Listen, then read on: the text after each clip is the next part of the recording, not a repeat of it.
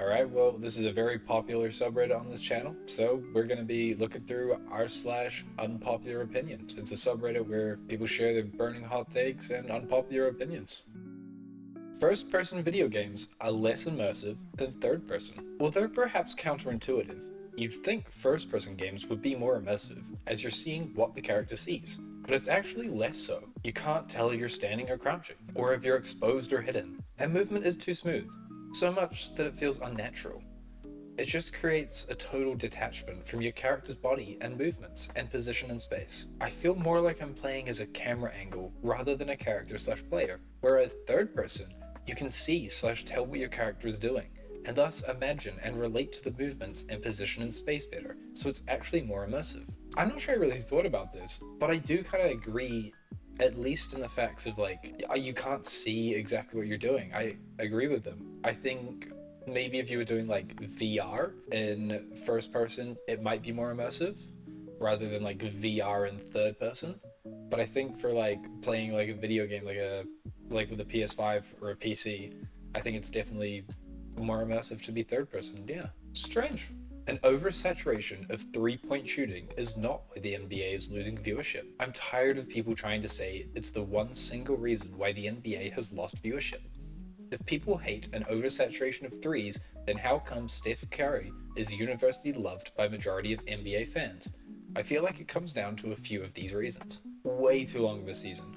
The season should be around 72 games instead of 82. This gives players more off nights and makes each game matter a bit more, since a 10-10 start means more if you only have 50 games left instead of 60 to turn things around. This leads to point 2, load management. Players don't really give a crap about the regular season, which makes fans feel less interested. If you make the season shorter, it's going to reduce the amount of load management we see. Too complicated to watch games. You can potentially pay the $20 a month to get an NBA League Pass and not be able to watch some games because they get blacked out in your area. This requires you to pay for a regional sports package on the top of the $20 a month you're spending on the NBA League Pass. The NBA tries to shove older stars in our faces and not try to develop new ones. At this point in their careers, LeBron and Curry aren't winning another title. The NBA hasn't invested time into finding a guy who can be the new face of the league once they retire. I feel like these are more of a reason why the NBA is losing ratings than the playstyle. I feel like it's going to be something for like English football too. There's so many games. I think obviously more people watch it in general, so maybe it won't suffer as much at the start. But when there's going to be more games and more games to everything, players are going to get injured, you're not going to see more of your favorite players, and eventually some games are just going to matter less. But at the same time, with the way they structure the league in football, every game kind of matters because there's no playoffs at the end. It's really just where you sit in the league. I don't know if that would be a thing for basketball or if it would make it better. I don't think anyone hates three-point shooting that much. Maybe just the repetitive of going back and forth like this and that. But everyone likes to shoot threes. The typical boring 9 to 5 that we are all taught to fear is awesome. Up until now, I had a career in tech sales at startups, then freelance my own thing. I was good at both, but it came with so much stress and I felt like I wasn't learning much. But either way, I worked at startups and was able to function as an entrepreneur, so this isn't coming from a place of insecurity. I gave it up to work an office job at a local factory, and it's the crap. I don't have to listen to some 28-year-old founder talk about how we're revolutionizing the world when it's just pushing some useless software. We make a thing, we sell that thing. Really straightforward. I leave my laptop at work and clock out exactly at 5 p.m. Everybody's been here 10 to 20 years. Normal people. No tech/finance bro drug habits, polycules, or delusions of grandeur. No venture capital or PE firm that the company has to report to, so people get treated like humans. I don't know if this is typical of the cubicle type work, but Jesus Christ, it's absolutely not the nightmare that the media and online entrepreneurs make it out to be. If this is what boomers experience, then I totally get why they would take pride in where they worked. I think it's something that I definitely hated growing up. That might not be unpopular. It's something that I don't do it, but it's something that I've kind of thought about. It could be pretty simple. From what I've seen of a lot of people who work 9 to 5, it's not like that 9 to 5 is super intense for all people. For some, surely it is. But you kind of know what you're doing. To be honest, you might have an hour or two downtime within that. Leaving your family's house before you are ready to settle down with someone or need to move for work is economically irrational and shouldn't be viewed as a norm. Hello everyone, I'm 27 years old. I worked since 2 years and I still live with my parents. I have zero plans to move currently and was recently mocked for it by acquaintances. Those people all moved really soon, around 20 years old. They always had trouble with money every time I saw them. They had to live with flatmates, which caused decreased life quality. They never had money to go out or go to vacations. But hey, their parents went out there. They could smoke in the living room like big boys. I really don't see any reason to do this when you have a normal/good relationship with your parents and family. Personally, I've been sparing money all this time. I spare 80% of my wage at minimum. It allows me to eat well, invite family to dinner, or bring nice food home once or twice a week. Cat can live in a nice garden instead of a small flat, etc. I don't see any problem with this, only advantages. Why are people so adamant to leave their family house so soon? And why does everybody seem to take it as a normality? I completely agree that if your family life is good, you may as well stay home there. Save the money, eat good, do all that good stuff. But it's not always that simple for everyone. Sometimes it's not just the fact that, they may like their parents or anything. Some people just aren't meant to live together. It just doesn't work out between them. I have a less than normal situation where I moved out at 18, never went back home. I definitely have less money than I'm able to, but I definitely wasn't going to stay home. But I know people who still live at home, and yeah, they definitely have more money than I do. Poor neighborhoods without grocery stores are to blame for lack of access, not the stores who won't go there. We read about food deserts, and people seem to get mad at grocery stores for not opening or closing stores in poor neighborhoods. I believe it's the neighborhood's fault, not the grocery stores. If neighbors would hold others accountable by telling people with power that this impacts their mothers, cousins, etc., maybe stores would locate there if they know then the neighborhood supports them. Why would stores want to, or have an obligation, to keep stores open in neighborhoods with lots of crime? They have zero responsibility to neighborhoods that can't act appropriately. Blame the people committing crimes, not the stores. I mean, people go where the money is. If they're closing because, they don't make more than they have to spend, then they're gonna close. In some areas, back where I grew up, they have just like a corner store or a dairy that you have to get your food from. I'm not 100% sure about all of the implications of this post, that poor neighborhoods are the only ones with crime and that people only steal in the poor areas. I'm not sure that's 100% true. I know people definitely steal in the rich neighborhoods as well. I have to assume that just the companies make more in those rich neighborhoods to deal with the thievery there. The bar for college has sunk too low. Let me preface this by saying I'm not a college is a scam type guy at all. I'm enrolled myself and think that most people should pursue a college education. That being said, the bar to pass is too low. I've seen students' writings where they don't know how to spell, punctuate, or use grammar correctly. I'm not talking about a negligible assignment either. I'm talking about research papers and essays. I've seen students do the bare minimum work, skip assignments, and get coddled through the courses they have no business passing, because ultimately university is a business and they want to keep people enrolled because more people equals more money. These students plan on becoming teachers, nurses, and scientists and can't even complete a 100 level course without coddling from the heads of their departments. I suppose the reason this frustrates me is that these people will earn degrees and water down what a degree means, thus hurting those who work hard and do the right thing. Normally, I would assume this is just something at my school, but friends at several other universities agreed that their school also passed people that don't deserve it because they need to keep their money and graduation rates from sinking. Has anyone else seen this at your time in college? Should universities maintain stricter requirements for graduation? I think there's obviously a lot of factors to this. I think universities being run like a business is kind of a problem and is something that definitely leads to this. If universities were really run for the education and, like schools, they try to focus on the education side rather than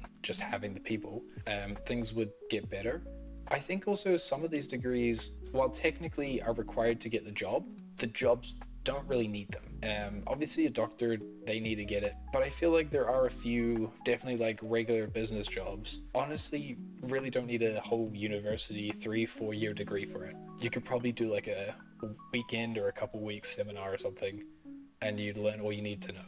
And so I think that's one thing as well, these people getting called for degrees that maybe don't teach the most and maybe aren't the most helpful. I think another factor is also like people just going to university, college straight after high school, not like taking a time to decide what they really want. I mean, I think in America actually that you guys have like a year or something where you do random stuff. I don't know how yours works, But what I know is you go straight into the program that you want to do. Maybe there's like a base thing for like different sectors, like business or science, and you will kind of mostly like take the same classes for that first year, and then you branch off a little bit more every year. If people took more time after that year of college, knowing that they really don't want to get into it just yet, and maybe find like a random part-time, full-time job, whatever, and got their partying out, they would study better, they would do better, they would learn more in uni/college. I think we have such a pressure for you to like go to uni straight after high school. If you have a different opinion, leave it in the comments. We prioritize careers way too much. I think it's strange how we, as a society, place our careers above family, romantic relationships, friendships, and personal well-being. Take the classic example, where people will move across the world to pursue their career, leaving family, and sometimes breaking off a long-term engagement in pursuit of the career ladder. My critique is not that people have passions, but that it's frowned upon to compromise on those passions in order to prioritize being close to family or being able to stay in a relationship without going long distance. Like if someone chooses to stay local to their master's degree in order to prioritize staying physically close to their long-term partner. Others will always question that decision. I know that family, partners, and friends can be fleeting, and this is a common argument for prioritizing career. But what if it's fleeting because it's in our culture to neglect those relationships? It's strange that we see relationships as so dispensable. Also, I'm mainly talking about situations where there's a choice. If your only option to break the poverty cycle, for example, is to move across the country, I think that's very valid. But for people with a choice, family, friends, and partners are often ranked so low on things to consider. I think this post may be putting a little bit too little value on their career, however you want to say that. Like, I agree that like it's super important to have a good family, have good friends, have good people around you to enjoy life and all that. I definitely don't disagree with that. But at the same time, people may want to or need to move for careers. I mean, if you're doing the same thing and earning roughly the same money, then yeah, absolutely prioritize that family and friends. But sometimes people move because they can make an extra 20, 50K somewhere else. And that means a lot. It may not mean a lot once you're already over like 150, 200K, but it can definitely mean a lot when you're earning less than 100K, maybe 50K, and somewhere else offer you 70, 80, 90 grand. It can definitely make you leave the family so that you can build up that money and be able to live where you want in the future. And it's completely okay to focus on whatever you want to focus on at that time. I think the only thing for me is acknowledge and accept what you're focusing on. If you're focusing on your career, focus on your career. If you're focusing on your career, don't pretend that you're focusing on a relationship that you're not giving time to, and you're just giving time to your work or whatever that is. It's better for everyone. Good looks don't fade. You see this all the time online. This idea that beautiful people will one day face some sort of reckoning when their looks fade and they are no longer attractive. These are obviously extreme examples, but women like Martha Stewart and Dolly Parton are 81 and 78 respectively, and while they're absolutely not the celebrity crush of young men compared to Margot Robbie's and Anna de Armas, but they still look good and are spoken about for their beauty. Same with men. Martin Short is 74, Al Pacino is 83. Young women aren't thirsting after them like Harry Styles or Pedro Pascal, but they still look handsome. This still applies to a less extreme degree with regular folks. So much of beauty/attractiveness is down to self-care, physical fitness, and a good diet, knowing how to dress and style yourself well. Proper skincare, hair care, makeup, good hygiene, these all factor into your appearance. Someone in their 20s, 30s, 70s, or 80s who still takes pride in how they look, wears a well-fitted suit, or wears fancy dresses with jewelry and accessories that accentuate their outfit still present very well. Conversely, someone at 23 or 73 that dresses like they just got out of bed, hasn't styled their hair before leaving the house, has bad skin and teeth due to poor hygiene, doesn't present well. The whole looks fade concept to me comes out of this dislike some folks have for pretty people, as a way to say that one day they won't be able to get by on their looks, and it's just not congruent with reality. I think a lot of what we see or consider physical attractiveness has to do with how people take care of them, like this person says. If Hugh Jackman didn't take care of himself, all he did was like sit around the house, do nothing, didn't work out, he may still be somewhat attractive, but he probably wouldn't look like he does and be cast shirtless in movies at whatever he is, 50 or something. It's not to say someone who isn't completely as ripped as he is can't be attractive, but he takes care of himself, he looks good, and I think it just is something like If someone showers, they style their hair, they look better, they look like they take care of themselves. I think this person's right. I think that some of those people are just salty or don't like that person. Participation trophies have their value. Many people believe participation trophies are these massive insults, but for a while I agreed, until I realized they aren't meant to be looked the same way as a trophy the winner gets. They show you are one of the few that was willing to try and lose. Very few people will do something if they have a strong chance of losing, and that causes people to not show up. Someone who doesn't show up is even worse than someone who tried and failed. I remember when I was trying to get into a program, and I got in, but quickly they cancelled the program because of the 40 who signed up. Only 6 people showed up for the qualification test, and the other 34 didn't even want to put themselves in a position where they could possibly lose. To not even try is the mark of the truest form of failure, in my opinion. So I believe participation trophies, to me at least, say congratulations on not being a coward. Very few people would even attempt what you tried. Showing is part of the battle, and it's the part that most people fail at. I agree. I think also, like, most of these participation trophies are for kids. With the exception being, if you run a marathon or a half marathon, everyone tends to get some form of medal. Or at least the half marathons and marathons I've seen. And, you can come in 6,000th place and still get a medal.